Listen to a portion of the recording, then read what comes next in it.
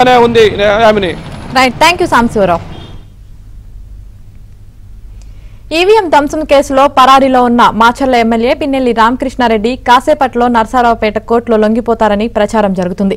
ఆయన లొంగిపోయే అవకాశం ఉందని పోలీసులు అనుమానిస్తున్నారు. నర్సారావుపేట కోర్టు ఆవరణలో భారీగా పోలీసులు మోహరించారు.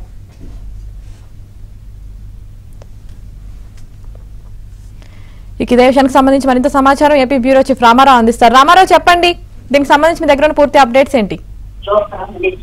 యామిని, మాచర్ల ఎమ్మెల్యే పిన్ని రామకృష్ణారెడ్డి నర్సరావుపేటలో లొంగిపోతారు అని ప్రచారం ఒకవైపు జరుగుతుంటే ఆయన హైకోర్టులో ముందస్తు బెయిల్ కోసం లంచ్ మోషన్ పిటిషన్ దాఖలు చేశారు.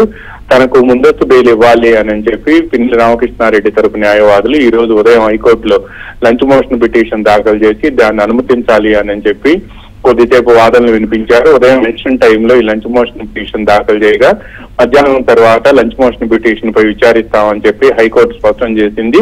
ఈ రోజు మరికొద్ది సేపట్లో లంచ్ మోషన్ పిటిషన్ పై విచారణ జరిగే అవకాశం ఉంది.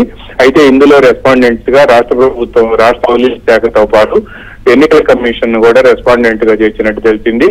అయితే కేంద్ర ఎన్నికల కమిషన్ ఇప్పటికే సీరియస్ కావడంతో పాటు ఈవీఎం ధ్వంసం చేసిన కేసులో ఆయన వెంటనే అరెస్ట్ చేయాలి అని చెప్పి కూడా రాష్ట్ర డీజీపీకి ఆదేశాలు జారీ చేసింది.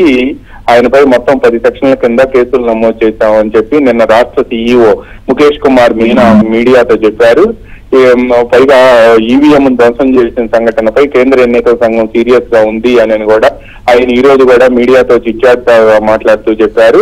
అందువల్ల ఈ లంచ్ మోషన్ పిటిషన్ కు సంబంధించి పిన్ని రామకృష్ణారెడ్డి ముందస్తు బెయిల్పై జరిగే విచారణలో కేంద్ర ఎన్నికల కమిషన్ తరపు న్యాయవాదులు పూర్తిగా ఆయనకు బెయిల్ ఇస్తే కుదరదు అనే, బెయిల్ ఇవ్వటం సాధ్యం కాదు అని వాదనలు వినిపించే అవకాశం ఉంది. కొద్దిసేపట్లోనే ఈ పిటిషన్ పై హైకోర్టులో విచారణ జరిగే అవకాశం ఉంది. ఆమెని రైట్, థ్యాంక్ యూ రామారావు.